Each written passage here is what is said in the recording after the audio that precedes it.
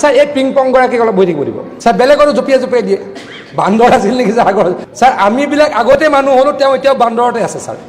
এইটো ছাৰ ক'ব পাৰিনে নোৱাৰি পাৰি মানে চিভিলাইজ চিটিজেন হোৱাই নাই তেখেতে তেনেকুৱা ধৰণৰ কথা কৈছে আজিকালি এনেকুৱা কথা ক'লে লগে লগে সমাজৰ পৰাই ছাৰ খেদি দিয়ে সেইটো উঠাই ল'ব লাগে ছাৰ তেখেতৰ ওপৰত একশ্যন হ'ব লাগে ছাৰ এইবিলাক মিছা কথা কৈছে ছাৰ আপুনি কয় ছাৰ এই পিং পং গৰাকীক অলপ বহি থাকিব দিব পিং পং গৰাকীক বহি থাকিব দিব ছাৰ বেলেগৰো জঁপিয়াই দিয়ে বান্দৰ আছিল নেকি ছাৰ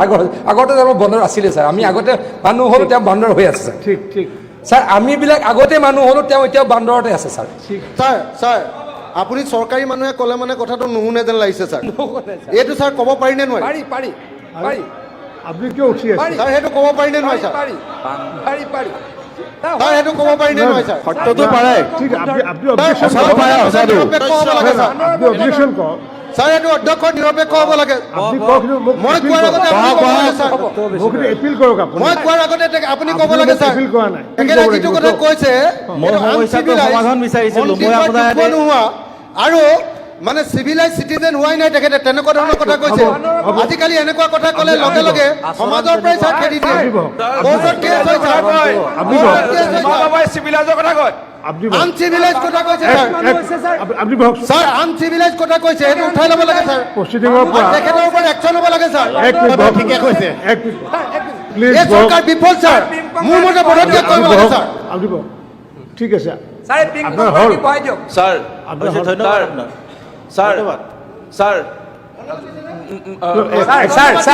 উত্তৰটো দিওঁ মই ছাৰ প্ৰথম উত্তৰ দিওঁ পিং পং গৰাকীয়ে ছাৰ এটা কথা কৈ আছিলে উত্তৰটো দিওঁ ছাৰ পিং পং গৰাকীৰ কথাটোৱে মই উত্তৰ দিওঁ পিং পং আপুনি পদত্যাগ কৰিব লাগে চৰকাৰে পদত্যাগ কৰিব লাগে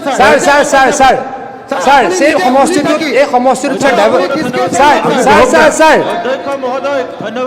ছাৰ এই সমষ্টিটোত ডেভেলপমেণ্টৰ নামত কিছু সমস্যা হৈছিলে ছাৰ কিয় হৈছিলে কওঁ ছাৰ কিয় হৈছিলে ছাৰ আগতে যিগৰাকী বিধায়ক আছিলে তেখেতে অকল সোণতলীৰ কথাই ক'লে ইয়াতে 10 বছৰ যিগৰাকী বিধায়ক আছিলে তেখেতে অকল সোণতলীৰ কথাই ক'লে ছাৰ